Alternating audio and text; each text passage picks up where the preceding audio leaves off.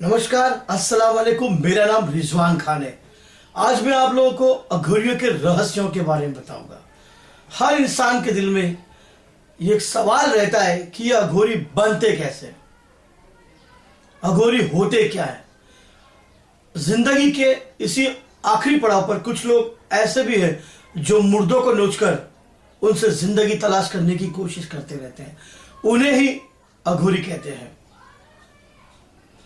खोपड़ी जो है वो उनके शराब पीने का प्याला बन जाता है, शमशान बिस्तर बन जाता है, चिता चादर बन जाती है। फिर जरा आप सोचिए कि वो मंजर क्या होगा जब दुनिया सोती है तो रातों में निकलते हैं ये अघोरी। इनकी एक अलग ही मायावी दुनिया है। मैं आज आपको बताऊंगा कि अघोरी जिनके नाम से सुनकर जिस्म में एक सन्नाटा सा छा जाता है। सदियों से चले आ रहे हैं अघोरियों का रहस्य। जितना मैं जान सका उतना मैं आपको बताऊंगा।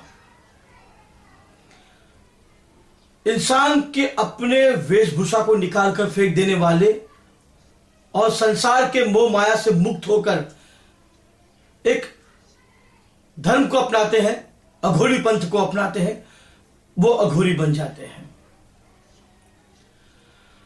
भगवान शिव का जीवित रूप भी उनको माना जाता है। शिवजी के 5 रूपों में से एक अघोर रूप भी है। अघोरी हमेशा एक जिज्ञासा का विषय रहे हैं। अघोरीपन जितना कठिन है उतना रहस्यमय भी है। अघोरियों की साधना विधि सबसे रहस्यमयी है, बहुत कठिन है। उनकी अपनी शैली और अपना उनका एक विधान है। अघोरी उसे कहते हैं जो घोर नहीं होता, जो सरल और सहज हो, जिसके मन में डर खौफ कोई भेदभाव नहीं हो। अघोरी हर चीज में समान भाव रखते हैं। सड़े जीव के मांस पर भी अपना गुजारा कर लेते हैं। जितना हम अच्छे से अच्छा खाते हैं उनके लिए वही अच्छे से अच्छा खाना होता है। अघोरियों की दुनिया ही नहीं, उनकी हर बात भी काली है। वो जिस पर खुश हो जाए वो आदमी रंग से राजा बना देंगे, और जिस पर क्रोधित हो जाए उसे राजा से फकीर भी बना सकते हैं। जी हाँ, अघोरियों के बारे में आपने देखा होगा कि आपको भीख मांगते हुए अघोरी लोग मिल जाते हैं रोड पर। आप उन्हें हो सके तो 1-2 रुपया 10 रुपया दे दीजिए या उनको खाना खिला दीजिए। क्यों?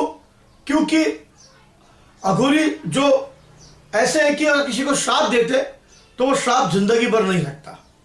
खुश हो जाए तो आशीर्वाद दे देते हैं। बहुत कम लोग जानते हैं अघोरियों की साधना कितना लाभ होता है, कि वो मुर्दे से भी बात कर सकते हैं अघोरी जब अपनी साधना करते हैं।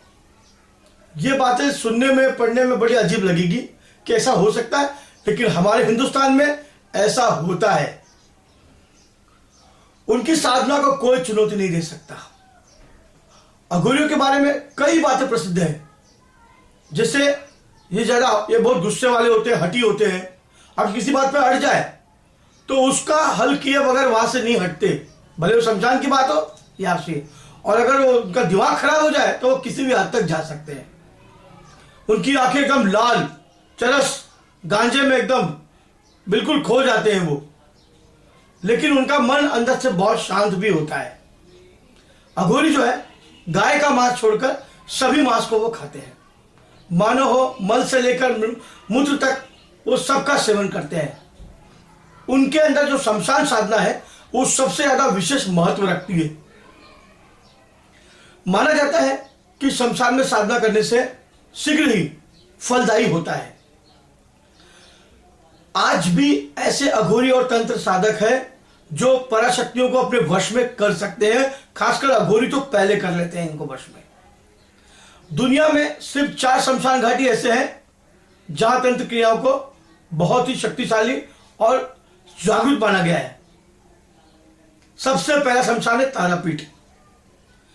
यह पश्चिम बंगाल के वीरभूमि इलाके में पाया जाता है। यह मंदिर पौराणिक मान्यताओं के अनुसार यहां देवी की सती के नेत्र गिरे थे, इसलिए इस स्थान को नयन तारा भी कहा जाता है।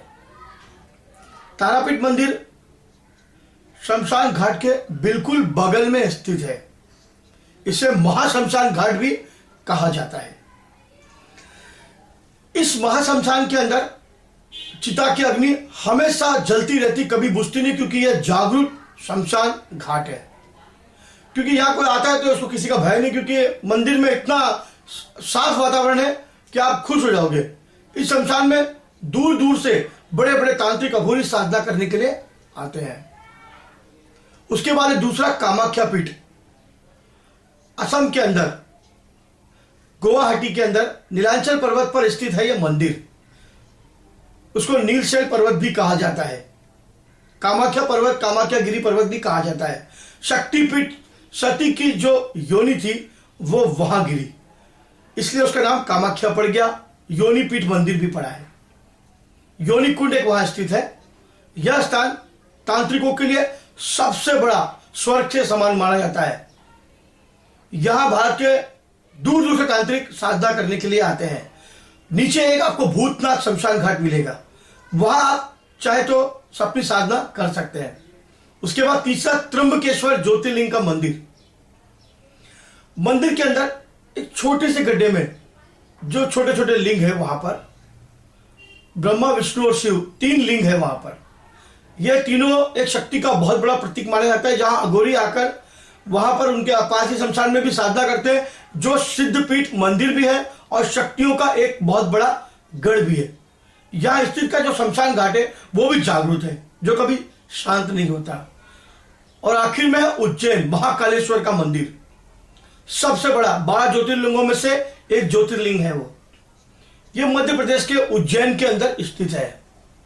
स्वयंभू दक्षिण मुखी होने की वजह से महाकालेश्वर मंदिर की एकदम शक्तिशाली, आप रोंगटे खड़े हो जाएंगे, आप जाएंगे तो दिल खुश हो जाएगा आपका। और यह बहुत ज्यादा तांत्रिक सिद्धियों का गढ़ माना जाता है।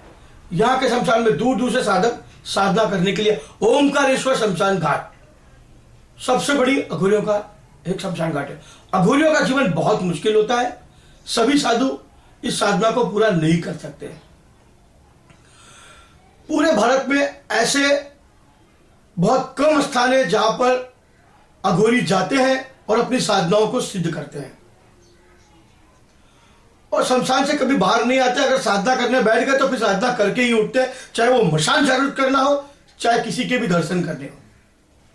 अघोरी ही संपूर्ण रूप से तांत्रिक होता है। अघोरी साधुओं के बारे में जो बात है, जो अकाल मृत्यु को मरे वो काम करे चंडाल का,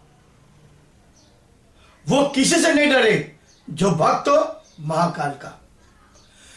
क्योंकि अघोरी वाकई में चमत्कारी होते हैं, अघोरी वाकई में शक्तिशाली होते हैं। अघोरियों का चमत्कार उनके साथ रहकर, आप कुंभ के अंदर महाकुंभ में रहकर उनके साथ रहकर आप उनका जीवन व्यतीत कैसे करते हैं देख सकते हैं। जूनागढ़ में भवनाथ का मेला लगता है, हर महाशिवरात्रि को आप वहां भी जा सकते हैं, उज्जैन में भी जा सकते हैं, त्र्यंबकेश्वर भी जा सकते हैं, और इलाहाबाद के प्रयागराज वहां पर भी आप जा सकते हैं। आप अगर जब तक जाएंगे नहीं अघोरियों के बारे में जान पाएंगे नहीं। अघोरी सुनने में आपको एक डर सा महसूस होता है, लेकिन इनके पास जाए और इनको एक आदर सम्मान दे, एक इज्जत दे, उनके पास बैठे, उनका आशीर्वाद प्राप्त करें, वैसे ही आपके सारी समस्याओं का समाधान मिल जाएगा।